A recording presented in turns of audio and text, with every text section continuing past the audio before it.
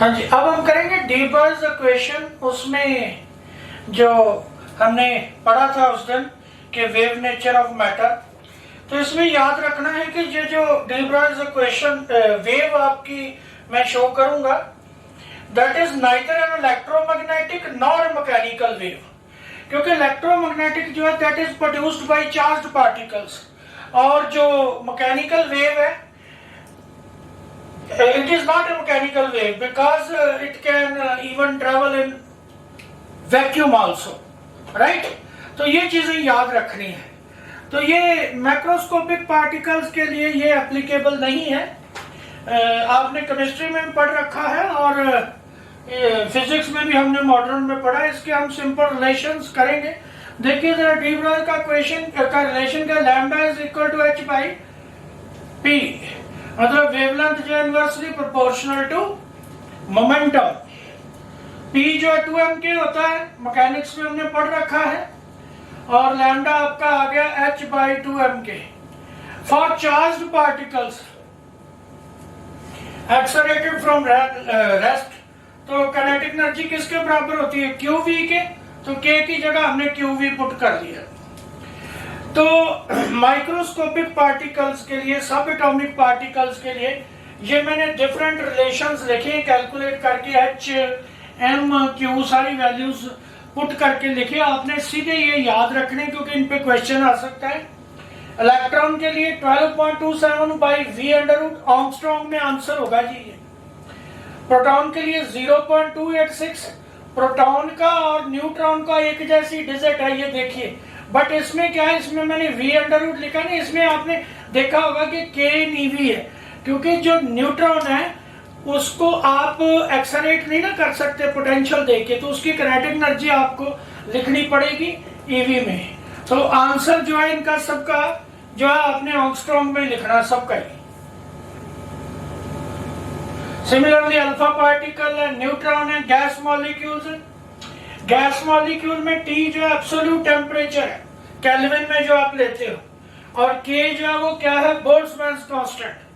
तो इनकी value put करके आप डिफरेंट लैम्डास निकाल सकते हो। कई बार लैम्डा जो है वो कंपेयर करने को आता है कि इसकी लैम्डा कंपेयर करो, इसकी लैम्डा कंपेयर करो। तो ये रिलेशंस आपने याद रखने हैं बेटा। इसमें मॉडर्न में आपने छोटी से छोटी इंफॉर्मेशन जो है वो याद रखनी है। मतलब हम सिर्फ नीट जेई के हिसाब से मैं इंफॉर्मेशन डिलीवर करूंगा, तो आपने वो लर्न करनी है इंफॉर्मेशन, क्योंकि कहीं से भी कोई क्वेश्चन आ सकता है। इनमें फॉर्मूली जो आपने लर्न करने हैं। हाँ, अब इसमें जर्मन डेविसन का भी मैं आपको बता दूं। जर्मन डेविसन में उसने क्या किया था, अल्फा पार्टिकल या इलेक्ट्रॉन पार्टिकल कोई भी उसकी वेव नेचर उसने फाइंड की थी, और ये फाइंड किया था कि ये वेवलेंथ जो है बिल्कुल ही ऐसे आती है जैसे डायफ्रैक्शन में हम करते हैं, राइट। तो कुछ मैं डी ब्रॉग्ली के अपने क्वेश्चंस करवाने लगा हूं जो प्रीवियस ईयर्स में आए हुए हैं। पहले तो एक थ्योरी टाइप क्वेश्चन देखिए, ये वाला, एक photon and electrons have same de Broglie's wavelength. अगर उनकी वेवलेंथ जो है डी ब्रॉग्ली सेम है, तो टोटल एनर्जी जो इलेक्ट्रॉन की है वो फोटोन से ज्यादा होगी। ये नोटवर्दी पॉइंट है जी। आगे क्वेश्चन है एक, an electron of mass m and a photon has same energy E। Photon का रेस्ट मास 0 होता है, ठीक है। रेशियो ऑफ डी ब्रॉग्ली's वेवलेंथ्स, मतलब ऐसे क्वेश्चन आएंगे, इनकी वेवलेंथ सेम है, एनर्जी की रेशियो निकालो, एनर्जी सेम है, वेवलेंथ की रेशियो निकालो। ऐसे क्वेश्चंस आएंगे, इन पे आपने ज्यादा वर्क करना है। तो इसमें से मैंने कुछ क्वेश्चंस आपको डिस्कस किए हैं इधर। तो लैम्डा किसके बराबर, हमने प्रीवियसली अभी रिलेशन किया, इलेक्ट्रॉन के लिए h/2me for electrons and for photons. Photon क्या होता है? फोटोन के लिए इक्वेशन होती है, एनर्जी जो है कितनी होती है? h new. तो h न्यू से क्या आ गया? न्यू जो है c बाई लैम्डा। तो इससे लैम्डा आपका फोटोन का कितना आ गया? hc by. दोनों की हमने रेशियो फाइंड आउट कर ली है। ये जो क्वेश्चन है ये 2015 में आया था, 2016 में, यस 16 में आया था ये क्वेश्चन नीट में। तो ये क्वेश्चन आपने देखना, ऐसे कंपैरिजन वाले क्वेश्चन आएंगे ज्यादा जो है इसमें फोटोइलेक्ट्रिक एमिशन, ड्यूअल नेचर में। तो इन पे ध्यान से आपने वर्क करना, जितने मैक्सिमम क्वेश्चन कर सको अपने कंपैरिजन वाले। तो लैम्डा ई इलेक्ट्रॉन और फोटोन की रेशियो जो लैम्डा की आ रही 1/c/e/2m, ये दो इक्वेशंस याद रखनी है आपने। अगला क्वेश्चन है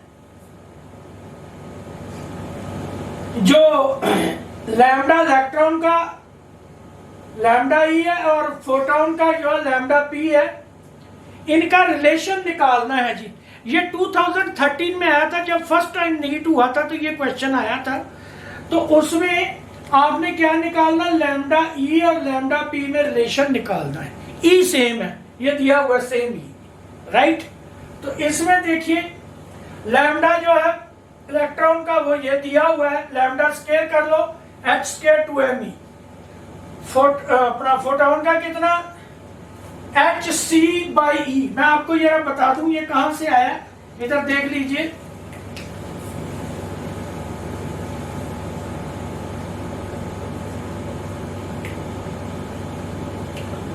h/p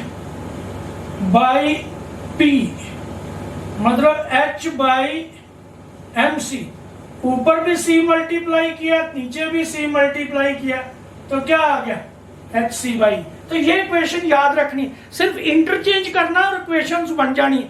इस पे इसके रिलेशंस जो हैं बहुत अच्छी तरह याद करने। मैंने जो आपको एक उसका गैस मॉलिक्यूल वाला रिलेशन करवाया था, h/ लैम्डा जो है गैस मॉलिक्यूल का h/3mkT, ये इक्वेशन सीधी आई हुई है कि लैम्डा जो है वो आपके थर्मल वाला जो है उसका कितना है। तो ये क्वेश्चन जो है सीधे आए हुए, इनको ऐसे ही आपने करना है, सीधे सीधे फार्मूले याद रखने हैं आपने। तो ये देखिए ये 3mkT वाला क्वेश्चन तो आपको 2017 में 2017 में आया हुआ है, सीधा वैल्यू लैम्डा की। तो ये आपने सीधे याद रखने हैं। तो इससे हमने क्या किया, लैम्डा पी जो hc/e आ गया, जो मैंने इधर आपको करके दिखाया। तो e कितना आ गया, hc/लैम्डा पी। तो अब इसकी जगह पे e की वैल्यू पुट कर देनी है। ये जो e की वैल्यू है ये आपने कहाँ पुट कर देनी है, इधर। तो ये जब e की वैल्यू पुट करोगे तो लैम्डा e² जो है किसके प्रोपोर्शनल आ जाएगा, लैम्डा पी के। ये 2013 में क्वेश्चन आया है, राइट। तो एक क्वेश्चन 2014 में आया था, उसमें था कि if kinetic energy of particle is increased by 16 times जो है काइनेटिक एनर्जी इंक्रीज कर देंगे, परसेंटेज चेंज। यहां बेटा ध्यान रखना है, मेरे को अभी भी याद है कि काफी बच्चे 25% आंसर निकाल के आए थे। हमने बोला था कि यार ये तो चेंज पूछी है, फिर वो अच्छा चेंज पूछी थी। तो बेटा ये ध्यान रखना, स्टेटमेंट ध्यान से पढ़नी है। मॉडर्न के क्वेश्चन इजी होंगे, बट वो जो है थोड़ा सा दिमाग लेने वाले होंगे, थोड़ा ध्यान से। स्टेटमेंट एक की बजाय 2 बार पढ़ लेनी है।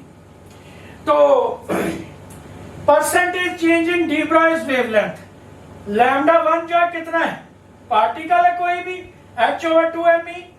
λ2 जो है कितना गया, h/2m, क्योंकि एनर्जी कितने टाइम इंक्रीज है, 16 टाइम्स। तो मैंने कितना लिख दिया, 16 ही। λ2 कितना आ गया, 16। 16 को बाहर निकालोगे तो कितना आ गया, 4। λ1/4, 1/4 रह गई, मतलब कितनी रह गई, 25% रह गई। चेंज कितनी हुई है, 25% रह गई है, तो चेंज कितनी हुई है, चेंज इज 75%। ऐसे क्वेश्चंस के ऊपर बहुत ज्यादा ध्यान देना है, क्योंकि मोस्टली रॉन्ग होने के चांस यही होते हैं, राइट। सो जहां जहां भी आपको कंपैरिजन मिले, एनर्जी सेम है, वेवलेंथ निकालो, है ना, मोमेंटम सेम है, वेवलेंथ निकालो, ये वाले क्वेश्चन मैक्सिमम प्रैक्टिस करके दिखाने हैं आपने और देखने हैं, क्योंकि 2-3 क्वेश्चन इसमें से आपको आ जाने हैं। तो अभी मैं थोड़ा आपको एटम के बारे में बता देता हूं। नेक्स्ट लेक्चर में हम एटम के क्वेश्चन करेंगे। एटम में आपका रदरफोर्ड जो है एक्सपेरिमेंट है।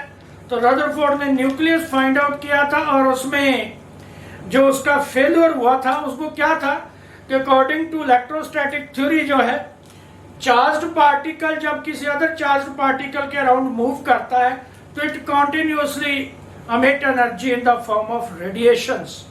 तो उससे क्या होता है कि पार्टिकल का साइज शॉर्ट होता जाता है, शॉर्ट होता जाता है, तो ultimately it will fall into the nucleus and atom will collapse. But atom तो कोलैप्स करता नहीं है, एटम तो एज सच जैसे पहले थे तब भी थे अब भी है। तो ये फिर बोर ने इस पे करेक्शन लगाई थी, उसने पोस्टुलेट्स दिए थे। थोड़ा सा आइडिया मैं आपको देता हूँ। बोर ने क्या किया था कि उसने बोला था कि जो इलेक्ट्रॉन्स हैं वो फिक्स्ड पाथ के अराउंड मूव करते हैं न्यूक्लियर के अराउंड, और उनको पाथ्स को हम बोलते हैं ऑर्बिट्स। दूसरा पॉइंट उसने बोला था कि एनर्जी जो है इलेक्ट्रॉन की किसी भी शेल में इट इज क्वांटाइज्ड। अगर उसने हायर शेल में जाना है या लोअर में जाना है, अपर में जाना तो difference of two cells absorb करेगा, लोअर में आना तो डिफरेंस ऑफ टू सेल्स जो है वो क्या करेगा, रिलीज करेगा। मतलब जो इलेक्ट्रॉन है it will emit energy discontinuously, continuously emit नहीं करेगा। मतलब आपने ये जो शेल्स है, जो ऑर्बिट का कंसेप्ट उसने दिया, उसमें के शेल, के एल एम एन शेल्स ऐसे दिया कि ए से एल में जाना तो दोनों का जो डिफरेंस है वो पूरी एनर्जी उसको मिलेगी, तो तब वो हायर शेल में जाएगा। सिमिलरली अपर से नीचे आना है तो तब वो उतनी एनर्जी क्या करेगा, रिलीज करेगा। सिमिलरली तीसरा पॉइंट उसने दिया कि जो मोमेंटम है, एंगुलर मोमेंटम है, जो दिस इज आल्सो क्वांटाइज्ड। मतलब आपने पढ़ा होगा mvr is equal to nh/2π। ये भी डी ब्रॉग इक्वेशन के साथ रिलेटेड है। ये थ्योरी वाला पोर्शन है, मोस्टली बोर्ड वगैरह में पूछा जाता है, इसके बारे में हम ज़्यादा डिस्कस नहीं अभी करेंगे। और इसने हाइड्रोजन का स्पेक्ट्रा जो है वो सक्सेसफुली एक्सप्लेन किया था बोहर ने।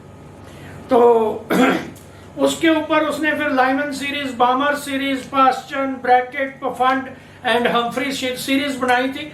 नेक्स्ट लेक्चर में उसके हम maximum wavelength, minimum wavelength, hydrogen में हम करेंगे रेडियस कैसे निकालना है, फर्स्ट शेल का, nth शेल का, velocity of the electron, frequency, time period, सारा जो है हम नेक्स्ट लेक्चर में निकालेंगे। तो तब के लिए आपने क्या करना है, जितने ये कंपैरिजन वाले क्वेश्चन हैं ये सारे करने हैं आपने, क्योंकि इसमें से क्वेश्चन आने के चांस है। मैंने प्रीवियस ईयर के क्वेश्चन भी डिस्कस किए हैं। ये 2014 में आया था, 2013 में आया था, ठीक है, फर्स्ट टाइम जब नीट हुआ था। तो ये क्वेश्चंस आपने करने हैं। सो अच्छी तरह क्वेश्चंस कीजिए, you will certainly succeed. Thank you.